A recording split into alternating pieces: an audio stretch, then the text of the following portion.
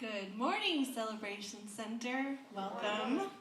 We are so glad you're here. We're glad you're here in person, and we're glad to those of you who are online. Welcome. We're going to worship. If you would like to stand with me, that would be great, but let's join in together in worship.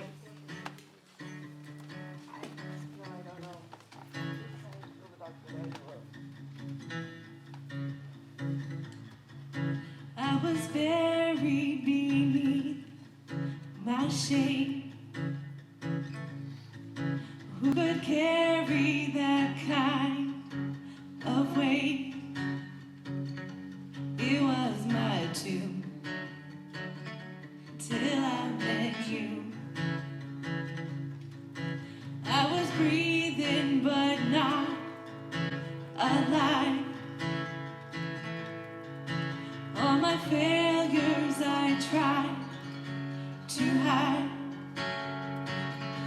It was my tomb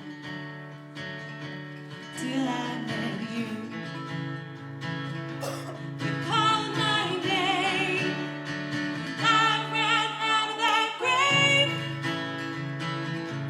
out of the darkness, into your glorious day. You called my name, and I ran out of that grave, out of the darkness, into your glorious day.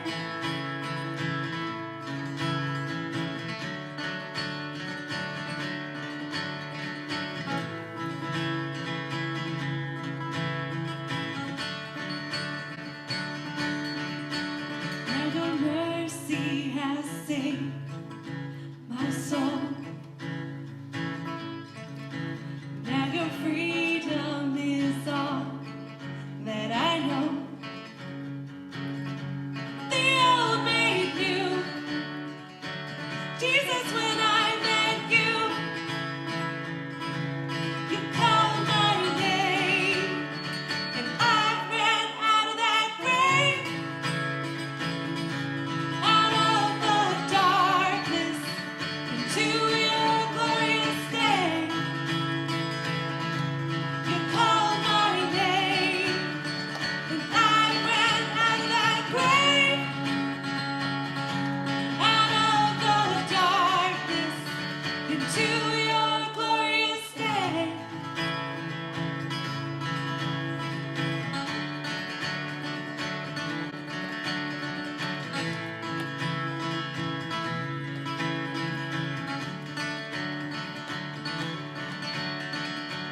I needed rescue, my sin was heavy. The chains break at the weight of your glory. I needed shelter, I was an orphan. Now you call me a citizen of heaven. When I was broken, you were my healing. And your love is the air that I am breathing. I have a future, my eyes are open. 'Cause when you called my name, I ran out of that grave, out of the darkness, into your glorious day.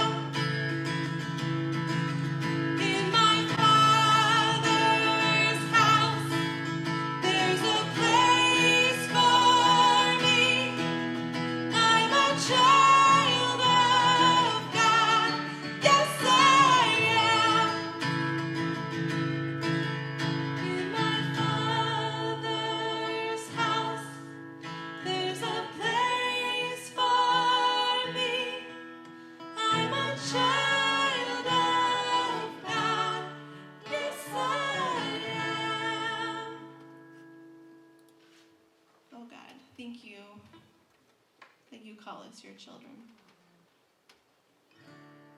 God, thank you for the truth of who you say we are and who you say you are, God. God, I pray that your truth would be the loudest thing in our minds. God, that your words would permeate our thoughts. God, we worship you this morning. We glorify you this morning. I pray that you are blessed by our worship, God. Amen.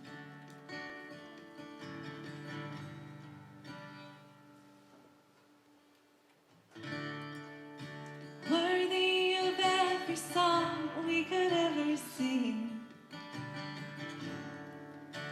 Worthy of all the praise we could ever bring. Worthy of every breath we could ever breathe. We live for you.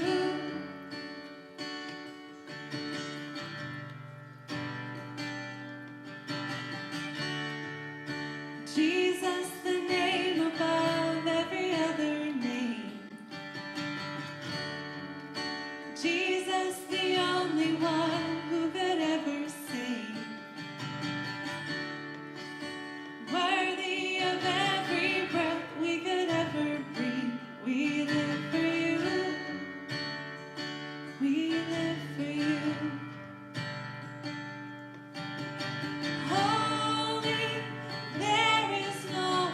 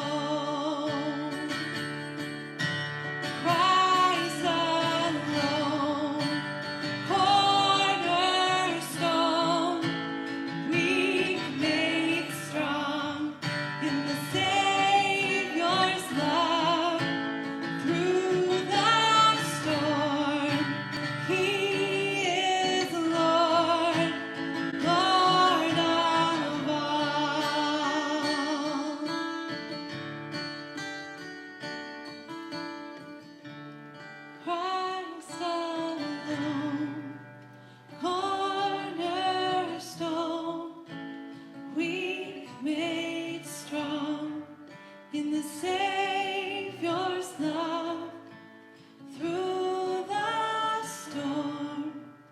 He is Lord, Lord of all.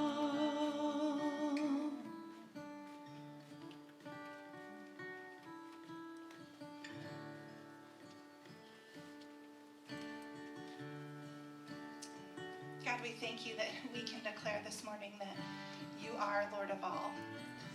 You are God above all gods. We trust in you.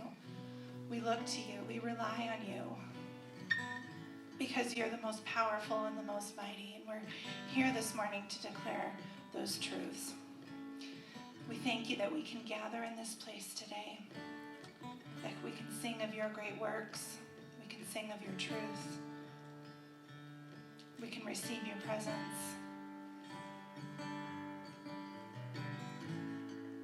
We just thank you for your presence this morning. We ask that out of this place, God, that your Spirit would go forth and touch our community, touch our neighbors. Let them know of your goodness, your righteousness, your love, your grace, and your desire, God, to walk with us in life, day by day, moment by moment. Again, we thank you for your presence and for this time of worship we've had. In your name, we pray. Amen. Amen. You may be seated. Thank you, worship team. Hi, my name is Jamie. For those I've not met before, we're so glad that you're here with us today, that you've chosen to worship with us, whether it's physically here in the building or online. Hi, people online. We love you. I'm just going to share a few announcements this morning before we move into the message from Pastor Dustin. The first announcement I'd like to share is about our small groups. We've been hitting this home like really hard these last few weeks, and guess what? The time has arrived. They are launching this week. Some of them have been going already, but many of them are launching this week. And so if you haven't signed up for a small group, if you are looking to be connected in a community, we have several that could meet your needs. Out in the south foyer over here are several sign-ups. You can go take a look and see which one might meet your time needs or even just your desire. I know there's some adventure ones coming up held by the Andersons that look super duper cool. So if you haven't had a chance to take a look at those sign-ups, go check them out. If you're online, go to our website and you can take a look at all the small groups that are listed there. You can sign up online, you can sign up on Facebook, you can sign up on the papers out there. But we would love to have you join our groups that are starting this week. I also want to mention that our youth group's been meeting on Thursdays at 6:30. Our kids have been loving, where was the whoop whoop? Somewhere back there. Our kids have been loving, they're not even kids, they're teens. Our teens have been loving that time, getting back together again. Thank you, Alan, for all your leadership in that. And so if you have some youth in your life, or maybe some neighbors that you want to bring to that, Thursday, 6:30 here at the building. It's been an awesome time.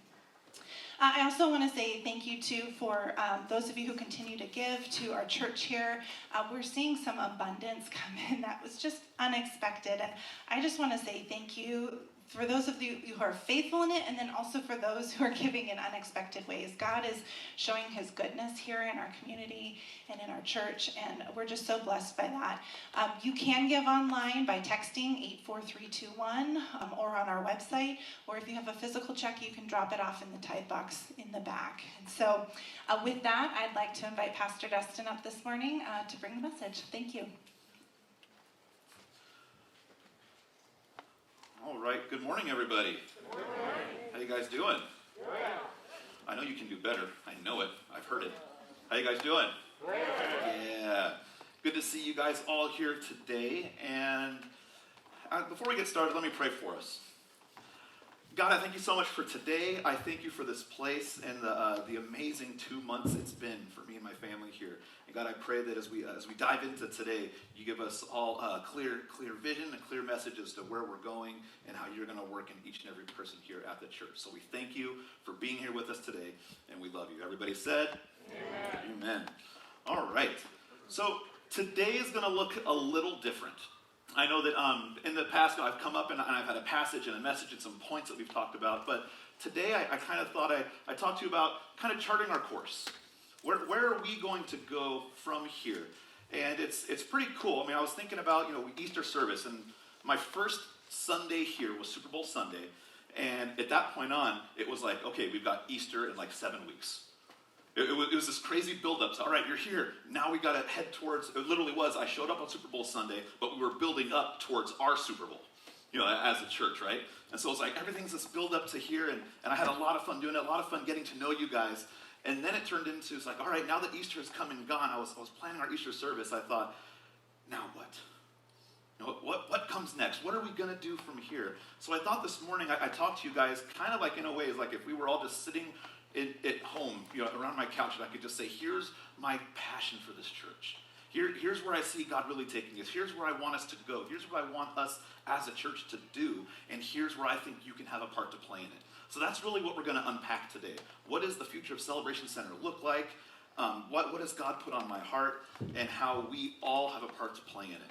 Now, where I sense God leading me, I know that we're all going to get there together. This is not something where I'm saying, I'm going to do this, and I know that I'm going to be doing a lot of it, but a lot of this is going to be me saying, God has put this on my heart because I know this is something we are all a part of. If you call this place your home, and if you say, this is my church, this is what I want to be, this is where we're going to go. Or maybe if you're visiting, you'll hear something today and you can say, hey, that sounds good. That's something I want to be a part of. So that's what we're going to go over today. Sound good? Yeah. Okay, it sounded all right, I guess. Sound good, guys? Yeah. All right, here we go. So open your Bibles to Matthew 16, and we'll get there in a second. But I will say, God has given this church an incredible legacy. Starting back with Pastor Chris, 27 years ago, this church started. That's an incredible thing. And when I talked with him about this church, and I got to stay with him for a little bit when we first got up here, it was fun to hear his excitement when he talked about the things that he was able to be a part of in this church. The relationships that he made, the things that he did, the mission that this church went out and got to do. It was fun to see his face light up and to hear all the fun stories about what was going on. And to know now that I get to be a part of it. That God has called my family to move up from California to be here with you is something that I don't take lightly. I think that, God put this massive responsibility on us to come up here. But I know that I will say this place, you guys, have made this one of the easiest transitions we've ever gone through. Coming up here, it was a little scary. It was exciting. It was, I explained to people, it was just a roller coaster of emotions, right? We're the excitement of we're doing something new. Then the fear of we're leaving our family and going somewhere we've never been before, not knowing what's going to happen. It was scary, but you guys have made the transition so fun, for lack of better words. And so thank you guys for being a part of welcoming my family in. As we look ahead to the future, I want to help us chart our course. With restrictions starting to open up, I know I've talked with a number of you, and you've already got one or even both shots of the vaccine. We're starting to see a shift in the community. So what does that look like for us here? And there are a lot of things on my mind when I think about our future, and a lot of excitement that gets built up, and I hope that you can see that excitement today as we unpack this as a church and where we're going. So in Matthew 16, there's a passage that Jesus was speaking to his disciples about. And this is very prominent for their future. What's going to happen after his resurrection? Now, this is before he was crucified, but he's given them kind of an advanced set. He says, this is what's going to happen when I'm gone. Now, when we read this, we see that we will always look ahead to what he is building. We look ahead to what he is building. Now, Matthew 16 to 20, Simon Peter answers. He says, you are the Messiah, the Son of the living God. Jesus replied, blessed are you, Simon, son of Jonah, for this was not revealed to you by flesh and blood, but by my Father in heaven. And I tell you that you are Peter, and on this rock I will build my church, and the gates of Hades will not overcome it. I will give you the keys to the kingdom of heaven. Whatever you bind on earth will be bound in heaven, and whoever you loose on earth will be loosed in heaven. Then he ordered his disciples not to tell anyone that he was the Messiah. Now, you see, I believe that Hades, or hell, wants to build a wall around the church, wants to keep us confined, wants to keep you confined, doesn't want you going out and sharing, doesn't want you going and living out what Christ has done in your life, wants to keep you isolated, alone, individual, away from the pack. But we serve God. We serve a God who says, I can tear down any wall, and I can make you a fisher of men. I can make you someone who goes out and builds the kingdom. You see, the more I study this passage, I don't come to the conclusion that it was physically Peter, like Jesus building his church on Peter, but the statement that he made. The statement where he says, you are the Messiah, the Son of God. He says, on you I'm going to build the church. I think that's something he can build on all of us today. When we acknowledge who Jesus is and that he is the Son of God and what he's done in us, we get to build. And that gets to be the foundation of everything we do. It all points back to Jesus. I believe Jesus wants to tear down any walls to make sure that we're not a private place. We're not a hidden place. We get to be a place that Puyallup gets to see, and they say, hey, look what's happening there. Amazing things are happening there because Christ is our foundation, and he has torn down walls and allowed us to go do incredible things. Not to live in fear, but to live in strength because of who he is. But it's going to take vision and sight to get there. Now, I have really, really good eyesight. Last time I got tested, the eyes came back at 2015, which I didn't know exactly what that meant, but then the doctor said, that's better than 2020. You have really good sight. And for me to hear that was cool. When I was a kid, I had to wear glasses. And for whatever reason, as I got older, my eyes adjusted and I have really good sight now. But all that to say, I have really good sight. And growing up, our family car was a 15-passenger van. That was the family car. Now, most of you, I've shared before, I'm number 7 of 15 kids. There's a lot of us. So that was just the family car. Going to church, it was in the van. Going to school, everyone gets in the van. And my mom, with that many kids, there was always some in high school, in middle school, in elementary school. She was all over the place. That was just the family car. So when we got picked up from school, we could be walking and we had our spot, we would wait. You could see the van from a distance because it wasn't just a small little car. It was a beast of a van. Now, one time, we're walking, and I'm kind of looking over, and I see the van blocks away, just down straight shot. I was like, oh, look, Mom's on her way. And my brother says, one of my brothers I was at school with, he said, you can see the van from that far away? I look right at him, I go, eyes like a hawk. The second I say that, boom, right into a pole. Just walk full stride. It was, eyes like a hawk, smash. Everyone saw it. I go down, I get up, I have this gnarly bruise on my face for the next few days. And it just became hilarious that here I am with good vision, and what happens? I lose sight of what I'm looking at, and I walk smack into a pole. Now, this happened because I took my eyes off of the objective, right? Started looking left, started looking right, looked that way. I wasn't looking right in front of me. Things got blurry, and bam, it followed with an injury. Not a massive injury, but I wasn't ready for it. Sometimes we could be in a season where it's easy to look left, it's easy to look right, and sometimes we forget we need to keep our vision focused on where are we going? What are we going to do? And as we do this, as a church, we need to remember our ultimate vision. As we chart our course, the vision that really matters is not just the vision about what we're going to do, but the ultimate vision, the vision that matters is the vision of God and what a good God that he is. The vision that matters is to be delighted and captivated with who he is, his character, and how that can infuse us to go do amazing things. How blessed I am, how blessed we are to be called children of God, and how we have the incredible ability to partner with him to do amazing things. So as we move forward with vision and mission, I think that we get to dream big. We get to dream really, really big. And I never want to lose sight of our ultimate focus and ultimate mission that is our intense devotion to him and what he has put on us. And I know that he guards, he secures, and he protects his vision because he's God and nothing can stop him. Now, I think that God has promised to build something big in us. It's a promise we see in Scripture. The church is going to be huge. And therefore, it makes sense. If God is big and God prevails, it makes sense that as a church, we get to be big and prevailing. And I don't just mean big in numbers. I mean big in impact. And big in what we are going to do. And it can seem like a far cry from what's happening in the United States right now. When COVID hit, due to not just restrictions, but due to life just kicking people when they're down, a lot of church attendance in a lot of places really, really plummeted. People stopped going for many different reasons. It was not just COVID, but other life reasons kind of took people, their ability to look at what God wants to do. It kind of looked at, the vision got blurry. Vision kind of got sidetracked. But I truly believe that God has amazing things for us here in Puyallup that we can move forward with as a church. I believe the more I talk to people and restrictions are starting to lift, the more phone conversations I have, the more emails I send, people are starting to get ramped up in a good way. People are excited to get back on. People are excited to, I can't wait till we can do this with no restrictions. And believe me, I can't wait till we can get rid of masks either. I'm waiting for that day where we can, just throw those in the fire and say, we're done with them. And I'm so happy that it looks like we're getting closer to that moment. And I truly believe that God has big things for us. And I've said this before, and this is something that I've learned just being in church.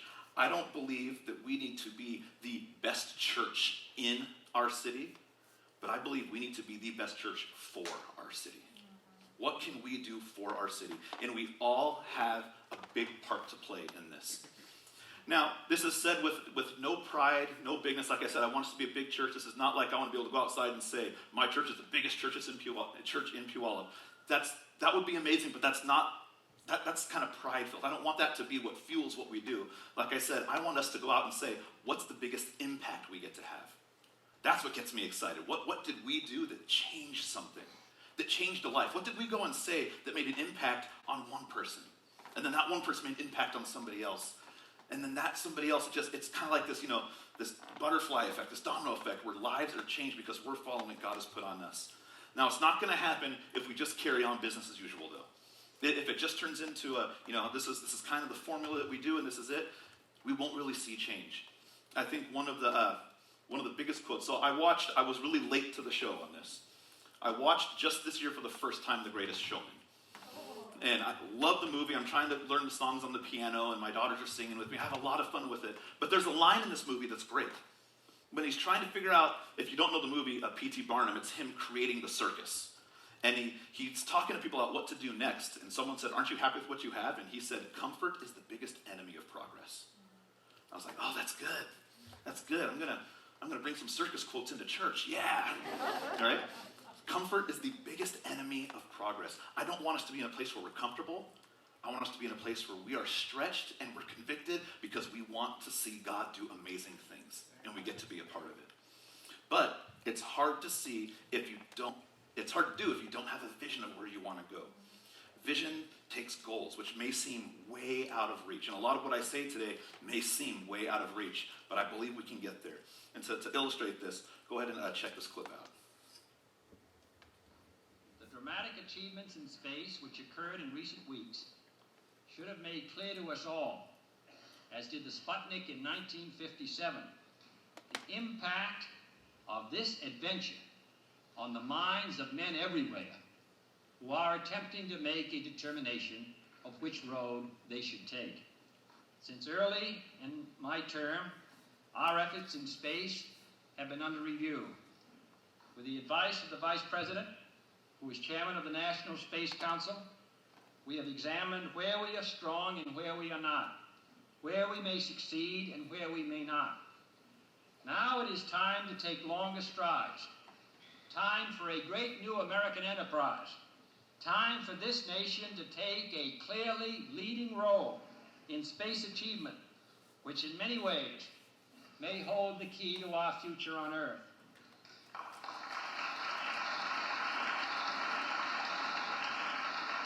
I believe we possess all the resources and talents necessary, but the facts of the matter are that we have never made the national decisions or marshaled the national resources required for such leadership. We have never specified long-range goals on an urgent time schedule or managed our resources and our time so as to ensure their fulfillment. I therefore ask the Congress, above and beyond the increases I have earlier requested for space activities, to provide the funds which are needed to meet the following national goals. First, I believe that this nation should commit itself to achieving the goal, before this decade is out, of landing a man on the moon and returning him safely to the Earth.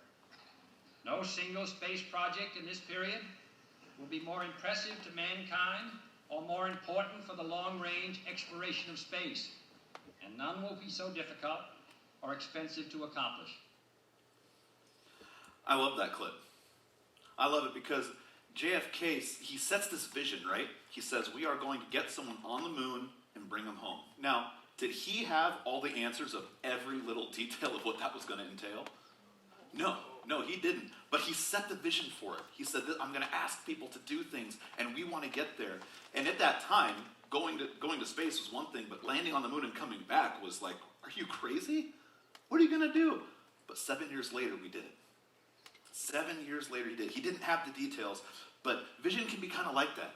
You may not have every single dot connected, but you have the goal, and you have the steps. You say, all right, this is where we want to go, and there's going to be steps to take to get there. And it gets you moving in the right direction. Now, these words strike true for me when we talk about moving forward. I want to be able to say, this is where we want to go, and then as we go, we'll start to get these steps in place on what it's going to take to get us from point A to point B, because I ultimately believe God has this incredible point B for us, and we all get to go on this journey to get there together. And I sense that there's going to be some big things here. There's going to be some new ones, and it could sound like a lot. And it will be a lot. And it's not something that's going to happen overnight, but this is the journey that we're going to go on, and I'm excited to be part of it with you. There are a few words that come to mind. And what I love about this is I actually met with the board and kind of unpacked my dream and vision for this. And they said these 3 words, which are familiar to me, are not new to you, which I thought was awesome. So some of them may sound familiar if you've been in this church for a while, but the first is gather. I believe that as a church, we will gather unto Jesus. John 12:32 says this, but when I am lifted up from the earth, I will draw all men unto myself. Now, Henrietta Mears was an extraordinary person, and she had a great vision. She was thoughtful, she was passionate, and she was a risk-it-all-for-God kind of person. Now, she led church ministry for decades in an era where women typically did not lead church things. And she had a very strong zeal for God. And she became frustrated because there was no real great curriculum to educate students as far as the church goes. So she created a publishing house that many of you may have heard of called Gospel Life. Now, Billy Graham said this, outside of his wife, no woman had such an influence on his life as Henrietta Mears. Now, all this to say, when she was on her deathbed, somebody asked her, if you could do it all over again, what would you do differently? Her reply, I would trust Christ for more. That's amazing because she did incredible things, and she sparked this huge movement of women being prominent in ministry and this whole gospel education program. And she said, I would trust God for more. That's huge. And when I think about Celebration Center, I think we can all trust God for so much more. And this is not like a begging and pleading like, God, why are you not giving me more? But I think it's a trust, like, God, I know you have more. I know there's so much more for this place that we get to be a part of. And thinking about this, 27 years this church has been here. That's incredible. You know how many churches don't make it past the first 5? And this church has been here for 27. That is amazing. Pastor Chris had an incredible legacy when he started this place. And I found out that our first Sunday here was the 6-year anniversary of his last Sunday here as a senior pastor. And I thought, how cool that we get to be a part of the legacy that he started here. Now, this church, over the course of 27 years, maybe you'll find yourself in one of these categories, but what has this church meant for you? How many people have messed up? I'm not asking you to raise your hands, but how many people have messed up and found grace here in this place? Under the leadership of maybe Pastor Chris, Pastor Mike, or Pastor Nathan. How many of you guys found grace here? How many people met Jesus here for the very first time? How many people learned how to pray here? How many people would have been, or were in a crisis and needed family support and they found it here? How many people didn't know anything about the Holy Spirit and they discovered maybe they had a spiritual gift and they learned how to use it here? How many people went through the agony of divorce or heartbreak, but because of this place, they found healing and restoration and comfort? How many people suffered just an incredible loss, but were comforted by someone in this room? Now, the question is, who do you know that doesn't need a God that can do all those things? Right? Who do you know that doesn't need a God who can say, all these things that you've gone through in life, I'm here for you. And I can do amazing things in you and through you because of what you're doing and how you're trusting in me. We can trust God for more as we gather into him and we lift him up before those around us. Jesus says this in Matthew 28:18. All authority in heaven and on earth has been given to me. So go and tell all the people and make disciples. See, we weren't called to do this on our own. We weren't called, this is why the word gather is so big. We weren't called to live in little silos outside where you're by yourself. We were called to gather together, to be a group of people that get to come and get to celebrate and be a part of something bigger. I don't want to be the church that just says, let's come and see. I want to be the church that says, let's gather, let's go and be. Let's not just come and see, let's go and be. So many churches can be that church that says, we're going to gather, but then that's kind of where it is. Or maybe you're just going to gather somewhere else really, really small, but not go do something about it. And I want to be the church that says, we're not just going to come in and gather here. We're going to go and be. Now, it could be easy to think that some people may just see us and go, that's a church. I want to go visit that church. But I think it's a lot harder for someone to come and see what we're doing if we're not going out and being what we're practicing out in our community.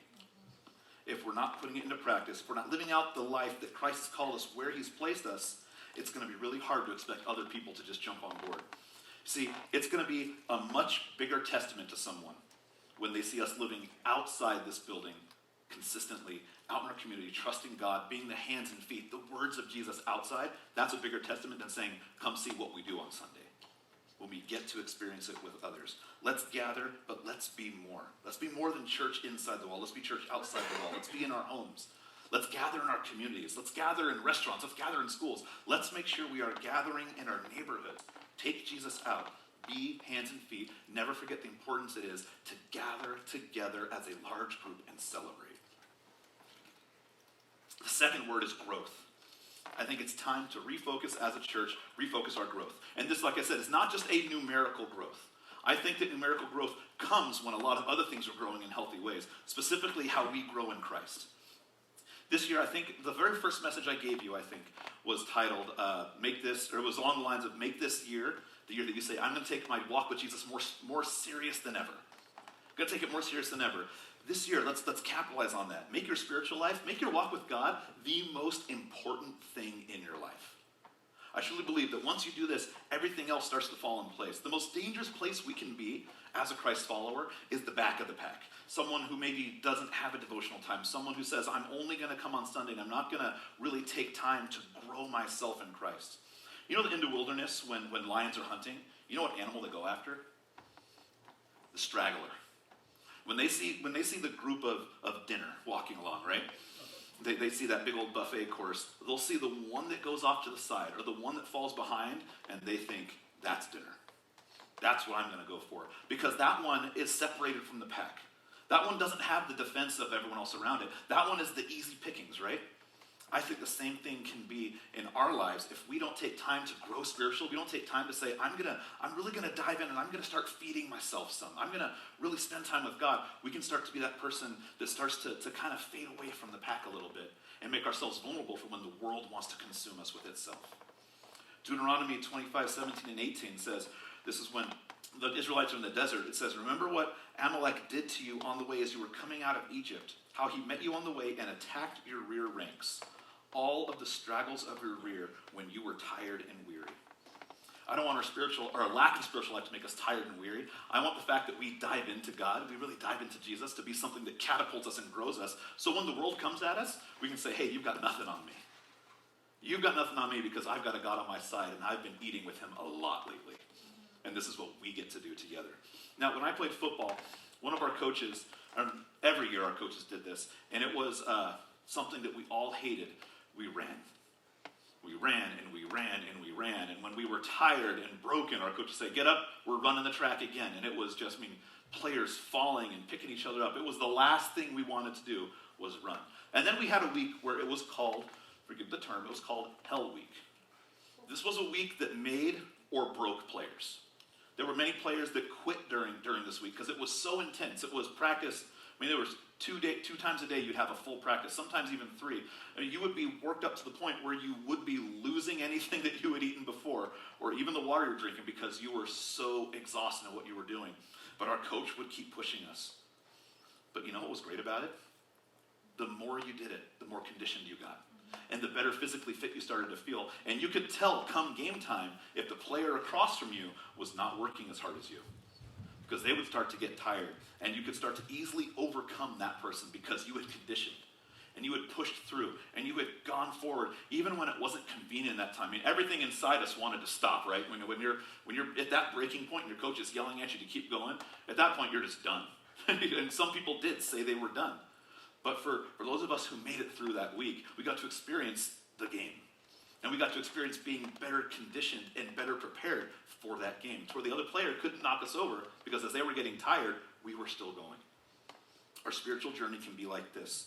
It may not be convenient, but I think that it is important enough to make sure we are giving it everything we've got. Because in those hard times, we're going to want to go forward with it. My heart and desire for us is to be people that live on the basis of conviction, not convenience. Now, if we learned anything through the pandemic, and we can raise hands for this, how many of you guys experienced a rough 2020? Right? There we go. We're all in favor. It was a rough time, right? 2020 was hard. And we learned that a lot of things that we took for granted, life became inconvenient. It became very inconvenient. Being told to wear a mask everywhere you go, something we still have to do, that's inconvenient. That is not fun. Being told now in a church setting, being told we couldn't even gather for a while, man, that was inconvenient. Majorly inconvenient. And then when we could meet together, I remember my very first Sunday here, November 22nd, when you guys had to vote on, is this guy good or is this guy crazy, send him back to California?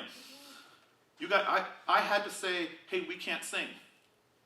You think that's what I wanted to say my very first time meeting you guys? that was inconvenient and scary for me. But through inconvenience, what we get to see, through an incredibly inconvenient time, we get to see an incredible opportunity to show how strong our convictions can be. We can overcome inconvenience with strong convictions.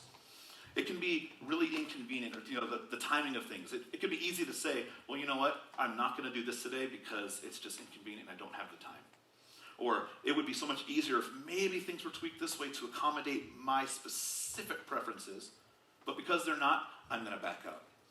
Maybe I'll make it to small group only if it's convenient. Maybe I'll make it to church only if it's convenient. Maybe I'll squeeze some Devo time in only if it's convenient for me. But the problem is, if we let convenience override convictions, we're saying it's really all about me and not all about him. I want to make sure we're living in conviction. And this is coming from a place of conviction for myself. This is not just me trying to call anybody out. Hear my heart behind this. This is what God has told me. It's like, Dustin, I want you to live more on conviction. Live more on your conviction. I've been in full-time ministry for 15 years now. Senior pastoring for 2 months, right? But the hard truth is, sometimes when convenience overrules conviction, that's when it can be easy to get picked off. That's when it can be easy to be that person, that dinner in that herd that's falling back, and then Mufasa kicks you off, right? That's when it can be easy to get picked off, when you're not living on your conviction. Take time with God. Take time, join a small group. Take time dedicated into gathering and growing. Man, don't let that take a back seat. Let that be in the forefront of your mind. I believe God's calling us to a new level of transformation as a people and as a church. And hear my heart. This is coming from my conviction. I want to grow in Jesus. I want to know that when I put him first, when I decide that he is the most important thing ever, all these other conveniences, they can start to fall into place. They can start to maybe lose the importance factor. We thought, you know what? I thought that was important, but that really is not important. This is more important. This is where I'm going to go. And in this season, as we move forward into now the second quarter of 2021, commit to building and strengthening your spiritual habits. 1 Timothy 4:7 says this: take the time and the trouble to keep yourself spiritually fit. I love that. It says, keep yourself spiritually fit. Now, Willow Creek was once one of the most influential churches in the nation. At one of their peaks, they were boasting over 25,000 people every single weekend. That's incredible what they were doing. And so they, along with 5 or 6 other churches, decided to do a massive study of their ministries. What's being effective? What's not being effective? What are we putting money into? Is this working? Is this not working? And they released all of their information in a book called Reveal. And I remember going through this years ago. But what Reveal showed was something really, really shocking to them, actually. They saw that one of their biggest ministries that they were shelling money into was not effective. It was not effective because Bill Hybels, the former pastor of that church, he said, we made a mistake by not teaching people to be self-feeders. We were doing all the feeding. Fundamentally, we have to change how we do church. See, he realized it's not just about going somewhere and getting fed. It's learning, how can I now take this and how can I keep feeding myself? Think if you only ate 1 meal a week on Sunday, how destroyed your body would be if you were even still alive for the next Sunday, right? You've got to be able to feed yourself throughout the week. What are we going to do to make sure that, hey, I may not be at the group, I may not be at the church, but how am I going to keep growing? How am I going to make sure that I'm spiritually nourishing my body? The American Medical Association said, it isn't what the doctor can do for the patient, but what the doctor can get the patient to do for themselves to help with ongoing health. Being fed is important, but learning to feed yourself from the Word of God and have God speak to you through His Word is incredibly important. It's my desire for us to nurture a relationship with Jesus in such a way that you are in living, beautiful union with Him in everything you do. Jesus said in John 15, I am the vine, you are the branches, and apart from me, you can do nothing. It's important for all of us to be able that we're doing that, nurturing yourself, being a part of a devotional plan in some way, shape, or form. I know it's my goal. I would love it if I could look out and people would say, I'm on board. We could have 75%. It's 100, but if 75% of the people here said, I am on a reading plan. Like, this is what I do. This is my plan to make sure I am getting filled devotionally. That would be incredible. If 75% of people say, this is so important to me, I'm going to be an active reader and doer of the Word, and this is a conviction, and I'm not going to let convenience stop it. I'm doing it. It's my dream and vision here to see everyone connect, not just with God, but connect with others. Acts 2:46 says, they broke bread in their homes and they ate together with glad and sincere hearts, praising God and enjoying the favor of all people. See that? They broke bread in their homes. Small groups. The people of Acts didn't just meet as a corporate, they met individually in small groups. They did life together. And it wasn't just a clique. It wasn't just like, hey, let me get just a few of my friends together and hang out. This was sharing life. This was a purpose. See, the New Testament never, ever leaves us with the impression of doing something solo. It always leaves us with the large group and the small groups, saying how vital they are to your personal growth, to the church growth, to being connected in the community, not to be disconnected from God, but be connected in a positive way that really fulfills your Christ life following. Once a person trusts Jesus and takes that step to be a fully devoted follower of Jesus, man, it takes intentional work. It takes effort. It takes purpose and passion. But we get to see God do amazing things beyond our walls when we are committed to being together. We are all in this together. No one here is called to be a silo, to do life on your own. I believe we're all called to not just be here, but be a part of a group where you're going to share life, you're going to share community, you're going to share joy, you're going to share maybe even a meal, and you're just going to grow and build each other up in incredible ways. God built us not just for community, but He also built us for service, to be known, to go and celebrate what has been celebrated clearly through your life in your community. If you desire, I believe this strongly, and I know I'm an extrovert. I know there's introverts out there.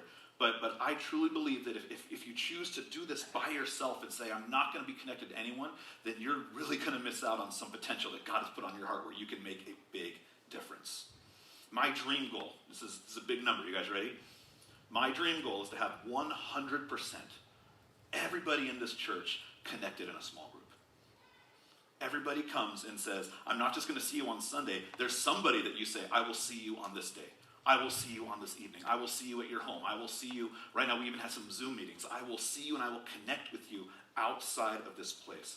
My goal to have something for everyone on every day of the week. Because I believe that in order to grow larger numerically and spiritually, we have to grow smaller.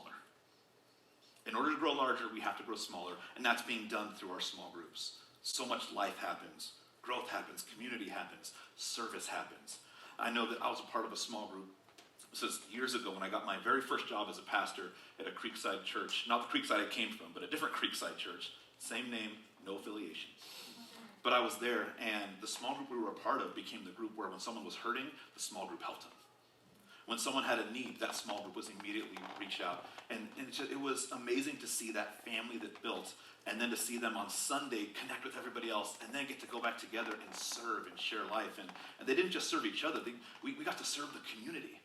And it was an amazing way to grow spiritually through the small group. If you haven't signed up for a small group yet, they launched this week. I think one of our first small groups starts tomorrow, and it's not too late to sign up. I encourage you guys, if you haven't been a part of a small group before, or not a part of a small group right now, the sign-ups are in the foyer. You can go on our website, find a group and be open to saying, I'm going to share my life, and we're going to grow. And, it may get messy at times. There may be a little bit of conflict, but man, through that conflict, we get to see God do amazing things in people. And if you don't have a group that fits your timeline, like you say, there literally is no time that works because I'm working or life happens, man, come talk to me. Maybe you can start a group that fits that time because there's other people that are in the same boat. Say, we're just looking for something that fits this time. Man, talk to me about it. Maybe I'll even help you set it up and facilitate it. It is that important to me that I will be a part of it with you if I have to make sure that everybody has a group. It is vital to church growth and personal spiritual growth. Right now, we have 7 groups. There are 7 groups that get to meet. And how great would it be by the end of this summer, we say, hey, we're launching in fall, and we have 10, 15 groups because people are signing up and joining, and we just get to blow this thing out of the water with people craving and diving into community. I get excited when I think about it, when I think of all the people meeting outside of church to grow. To see personal growth, commit yourselves. Commit yourselves, not just to a small group, but commit to using your talents. Ephesians 2:10 says this, "For we are God's workmanship, created in Christ Jesus to do good works, which God prepared in advance for us to do." All right, how many people here are good at something? 2 of you, great. All right, everybody here, I'll throw it out there, everybody here is good at something. Everybody has something they're good at. And I think that when you find what you're good at, find a way to use that talent, to use that gift, to serve the kingdom. Now, I think that serving is an irreplaceable way to grow yourself as an individual. I would love for people to find their sweet spot in ministry. For me, for years, it was children's ministry. I couldn't get enough of it. I was volunteering in it. I was a children's pastor for 13 of those years. It was just, that's what I loved to do. I could not get enough of children's ministry. I could not get enough of the joy that I had with kids. Now, there are some of you that if I say join children's ministry, you would say, never.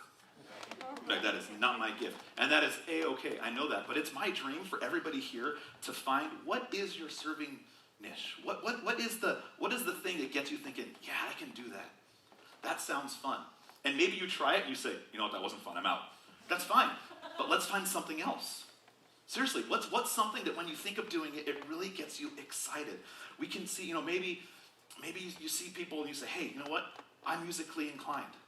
Playing on the worship team would be really fun because you love to play instruments. What better way to use that gift than to help usher people in on a Sunday morning and help prime the pump and have them sing worship to God? Maybe you have a gift of tech. And you say, hey, I look around and I know that I can help with videos or slides or signs. And you say, hey, I'm technically inclined. I want to get involved in tech. Maybe you just like to talk to people. And you say, I just want to greet people when they walk in the doors and smile and say, welcome home, welcome to Celebration Center. And sign up to greet. Maybe you're gifted with service and you really like to get your hands dirty. And you say, hey, I would like to paint or garden or weave. That's your niche. That's what you want to do. Man, come talk to me. Let's talk about things we can do around campus. I think everybody here has something we can do to build up not just the church, but when you serve, when you say, I'm going to give this talent, this passion God's given me and give it back to him, you get to see that grow. You get to see your passion and love for it grow. And through that, you get to see your excitement bleed out into other people. I love it. When you see people doing their jobs and they love doing it, even if you don't necessarily love that job, it's an infectious joy that can come. When someone walks in, man, you never discredit the first smile that someone sees when they walk in the door, how that can shift their morning in an instant. Never discredit the family that's coming in and thinking, oh my gosh, my kids are driving me insane, just get rid of them. And then their kids go up to the classroom and then they come down and their kids are full of joy from what they just did, how that can impact a parent's life. Never forget that when someone drives on campus and they see a campus that has been groomed and is excellent and looks good, they can say, wow, this place values this place. I wonder if they value me. And people get to see, because we care for this place, we care for each other, how it bleeds into our love for each other. And then think of what the opposite is if that doesn't happen. If someone comes in and they're not greeted with a smile, or if someone comes in and their kids have the worst time, or there's no one on the team playing instruments while I'm playing with excellence, or I come up and I give just the skunk of a message and it's horrible. If we're not doing things with excellence across the board, that can bleed out as well. And that can get people unexcited to serve. They can get people saying, you know what, I don't really think I want to be a part of that. But just like the opposite of that is true. When people see the joy that comes, that we're having, the genuine joy, the love that we're having, giving our talents and serving, man, that's a great way to get other people on board. the other people to say, you know what, I want to be a part of that.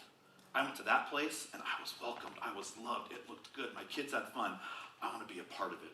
And through that, they get to see the joy that we have, not just from serving each other, but because we serve, because he serves. And that's ultimately the foundation of why we're doing what we're doing. I can't tell you how important it is, I think, for everyone to find a place of service. Be a part of this process we have here at the church. And some people can tend to think, this is true. The things you hear as a pastor are crazy sometimes, honestly. There are times where people say, it's like, hey, why don't you serve? Oh, it looks like they have it all together. They don't need me. Oh, I tell you, we need you. That every ministry could always use more people. Every single one. There is a place, I believe, for every single person here to use the gifts God's given you. No matter where you are, there's a place for everyone. No one is not skilled enough to serve somewhere. No one is too old to serve somewhere. And trust me, sign up, jump in, do it with joy, use your gifts in a way that will fuel you and bring you joy, and watch it spread. I guarantee it spreads. Dr. Martin Lloyd-Jones was an English preacher and pastor, said it this way when he retired about his one regret. He said, I built a crowd, but I didn't build a church.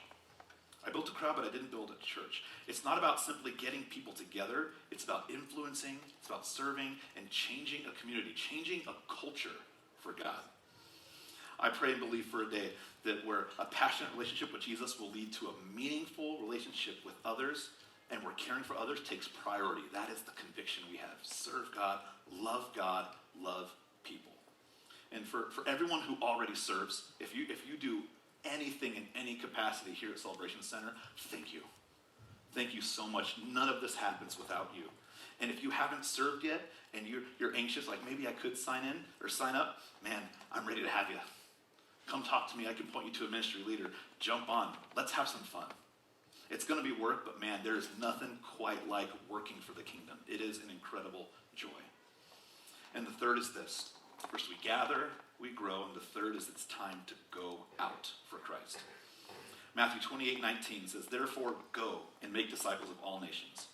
Now, this won't be done by one person, not just one person going. This is going to be done by us as a church, going out and doing things together. Now, for those of you who were here when Pastor Chris was the pastor, you probably just thought, oh yeah, gather, grow, go. He said those things. I promise you, I did not talk to him about this. And when I was talking to my team about this, they pulled out one of the old bulletins where it said gather, grow, go. Had no idea that's what you guys did. But I know that from what I've learned in ministry and what I'm bringing, what I've brought with me and my family, what God's put on my heart, these three words are words that I know. They're words that I know work, and they're my vision and passion for you guys. I want us to go. The world is reached one life at a time. Start a prayer list. Who's on your list that you want to reach? Who's on your list you say, hey, this person doesn't go to church, or they used to come to church, or maybe, gosh, I wish they'd come back. Let's not just wish they came back. Let's invite them to come back. Let's go get them. Let's not just say, again, a place where we hope they come and see us. Let's go and be it. Let's go get people. As we go out, we'll see this is a great time to renew our dreams. Let's renew our dreams as a church. Ephesians 3:20 says this, now glory to go who is by his mighty power at work within us is able to do far more than we could ever dare to ask or dream of, infinitely beyond our highest prayers, desires, thoughts, or hopes. That's crazy. Mighty powers at work within us to go do things that we can't even imagine. In Acts 15, we see Barnabas and Paul. These were men who risked their lives to go. They said, our lives literally are under attack right now, and we are going to go. They put it all on the line. They said, we are willing to go, and it could cost us our lives. And it ultimately did. But they were willing to roll the dice. They were willing to risk it. They said, this is so important. This conviction I have to live out what God has put on my heart is too big for me to say, I'm going to stay here. I have to go. More than ever, I believe God is going to use us more the more we're willing to roll the dice a little bit. The more we're willing to step out and take a risk. Now, I say risk because we don't know what's going to happen with some new things. We say, hey, we're going to go do this.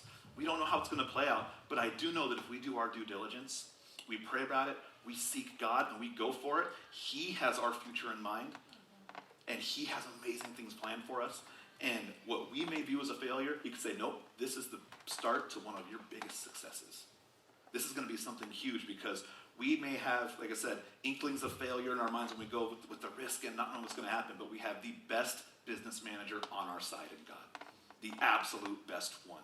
It's a risky business, but he is the ultimate risk taker and risk edifier. C.T. Studd once said, "Gamblers for gold are many, but the gamblers for God are so few." Now, there's studies that show, and again, this is not groundbreaking studies, there's studies that show a majority of people in our neighborhood don't go to church. Not a shocker, right? Or you may have neighbors all around you that don't go to church. If we want them to come, it can't just be a dream of empty words. At some point, we have to roll up our sleeves and say, all right, I'm going to make this invite.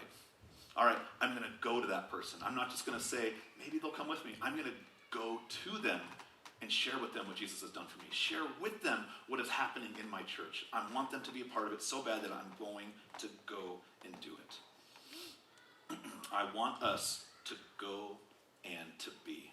I want us to find out ways that we can reach out locally, ways that we can reach out globally, but specifically locally. We already have our Zyger food outreach, and I've shared before, I love this outreach.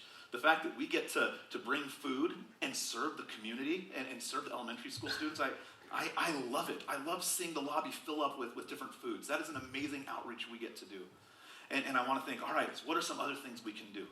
Something I've heard many, many times when I first moved up here was, you have not experienced a fair in your life until you've been here. And at one point I was talking about maybe doing something in September, and someone said, are you crazy? The fair's in September. You will do nothing in September because there's the fair. But it got me thinking, all right, we're doing some things for the schools which are great, and I want to capitalize on that. What can we do at the fair? What can we do to say, if this is so big and this is something everyone wants to be a part of, man, I don't know what that answer is yet, but I know that God gave me a vision for, hey, let Celebration Center be a presence at the fair. That would be amazing. We get to go do something. Romans 2:4 says this, the kindness of God leads to repentance. And our challenge, wherever we go, let's be kind, let's serve, let's go and be. Don't just be come and see, let's go and be. Let's make that big walk to be in our community. That big step to be in our schools, to be in our workplace, to go be who God has called us to be everywhere. To know that when you live God's life, it gives you freedom. God determines who's going to walk into our life, right? We never know who we're going to come in contact with, but we have a decision right there. We can say, hey, I can take this opportunity to really share with you who God has called me to be, and we get to be the church for that person. I want us to go and be everywhere we go. And it's not just big events. I know that when I was at Creekside, for a long time, we were known as the event church. And we did events, and man, we did them well. We had a lot of fun doing some amazing things. And there were car shows and trunk or treats and sea games. And I know that you don't know what these terms all mean, but they were all names we gave events where we would have hundreds or sometimes even thousands of people come on campus for something. But then we started to realize it's not necessarily the event that's causing people to join. At one point, we had an event that we had done for like 5 or 6 years, and we did it a lot. We had thousands of people over the course of years come on campus, and one year we decided, it's like, all right, let's really put it to the test and see what happens after this. Guess how many visitors we got after the event? None. And I was like, man, how did we have an event where we felt over 2,000 people came on campus, and that next Sunday, not one person came? And we decided, you know what? It is not the event that's going to get people. It's the personal invites. It's the relationships that we're building outside of these walls. It's ultimately going to get people to walk through those doors and experience this life that we have with Christ. Never discredit what a simple invite can do. What a simple, hey, let me hang out with you. Let me get to know you. Let me build a relationship with you. And through that relationship, you can see God in my heart. You can see God in my life. And then that starts to bleed and change their lives. A personal invite is amazing. A relationship is amazing. Let's go and build relationships with people. We gather here, we grow here. Let's go build and meet people. It starts one person at a time. One person who gets to know Jesus and experience his love. They get to tell somebody else about Jesus and share his love. Then they tell someone, and you see this amazing effect happen because we're building relationships with people. You may get rejected sometimes. I hate rejection. I hate it. If someone doesn't like me, I want to know what's wrong with them because I'm a likable person. Hang out with me. You may face rejection, but you know what? I think when you find someone that says yes, it makes all all the other rejections seem not so bad because you've had a relationship with someone and you've helped show them what a life with Christ really offers. As a church, I want us to act globally. Go and make disciples of all the nations. Next week, we get to have some missionaries join us. It's going to be virtual, and I'm still working out logistics of how it will work, but we get to have Drew and Jessica Welch, a family that that's missionaries in Liberia through Open Bible, our denomination. And we get to hear from them and see how they literally took the words go, and they went. They left the country and went somewhere, and God's doing an amazing thing in their ministry. We get to support missions. As a church, we get to support missions. The Welches will share with us what they do, and I know that we support other missions as well. As a church, maybe in the future, I want us to go on missions. I want us to be able to say, hey, maybe we get to go to another country and build a house. We get to go play with kids. We get to go feed the homeless. We get to go do something, be the hands and feet of Jesus in another place that will change your life. I know for me, going on the Mexico missions trip when I was in California changed my life. It changed my daughter's life. I want us to be a church that goes and does things for other people. And knowing that we do this, we will always, as a church, always look ahead. We will always look ahead. 350 years ago, a ship full of travelers landed on the northeast coast of America, and they started to build their community in what would become the United States of America, right?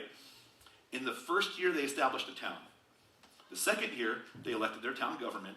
And the third year, the government said, we're going to build a road that goes 5 miles into the wilderness where we've never been.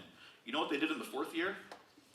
The people tried to impeach that government because they said it was a waste of resources to build that road to go into the wilderness. That's mind-boggling because this is the same group of people who said, we're going to sail 2,000 miles across the ocean to a new land.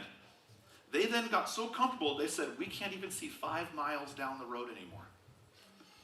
You see, I want us to not lose our vision, to not lose our ability that God says we get to go do things, to always look forward. Let's not stop doing the unthinkable. Let's always look at where can we go from here. What's God got next for us? How do we get to be a part of it? And what is God going to do? With clear vision, with clear willingness to get up and move forward, I think we're going to see God do amazing things in this church. I'd like to invite the worship team to come back up as we close out today. Martin Luther King Jr. said this: if a man hasn't discovered something ready to die for, then he isn't fit to live. And I think we all have something that's worth dying for. Our relationship with Christ is worth us giving him absolutely everything, looking forward and going on this incredible mission together. Would you all stand with me this morning? Now, I know this wasn't a typical message, a typical passage, but I really feel this is what God has put on my heart, where I want us to go as a church. I want us to always look forward. I want us to say, hey, we get to gather here. We get to celebrate. We get to have an amazing time. We get to grow. We get to be a part of small groups. We get to say, God, grow in my life. God, give me the tools. Give me the ability and desire to put convenience aside, to say, these are my convictions. This is how I'm going to grow in you. And then through that, we say, now we get to go. We get to go share this with people. We get to bring them on board with us and see God do amazing things in this place. It's going to take people. It's going to take passion. It's going to take time and energy and resources. But man, when we do it with excellence, it is incredible. It's easy to get overwhelmed. I mean, there was a lot in here of stuff that I said I want us to do as a church. But it's true. It's easy. It's a lot. And it may be even easy to look at it and say, there's no way we can do all that. Well, you know what? That may be true. But if we don't set a vision and a goal bigger than something we can accomplish, then we're saying we don't need God to be a part of it. When we set something, we say, I don't think I can reach that. We say, that's good, because we're trusting God is going to get us there. We're going to do our part. We're going to see how God manifests and works in everything we do. And I want everybody here, and I want you guys to be all in. Let's go all in. Let's blow this place up spiritually, numerically, everything. Let's blow it up because we serve a God who says, I've got big things in store for you. And I'm going to do something gutsy. You know, not a lot of pastors would do this. This is my cell phone number. Maybe. There it is. This is my cell phone number. Write it down. I would love for you guys to send me a text, put your name in it, and if you are all in, just say it. This is such and such, I'm all in. And then maybe go to our Facebook site even and say, I'm all in. Comment on the page, I'm all in. Let's let this rally. Let's use today as our starting point, saying this is now where we're going. This is what we're going to do. I am all in, and man, I'm going to give it everything, and we have incredible things planned for our future. Amen? Let me pray for you guys. God, I thank you so much for today. I thank you that you serve us in an incredible way, and in that because you serve us, we get to serve you. God, I pray that we gather here. We never lose focus on. We weren't meant to do this individually, God. We were meant to do this as a community. We get to gather and celebrate. God, I pray that we grow. Each and every day we spend time with you where we get to grow and feed ourselves and see how you do an amazing work in our hearts. And God, then I pray that we go. We go out into our communities. We go and we get people for you. We don't just expect them to come. God, we go and we serve and we reach people because you came to us. Now we get to go to them. So God, I pray for just excitement, enthusiasm, and joy as we do this. We thank you, God, we love you. And everybody said,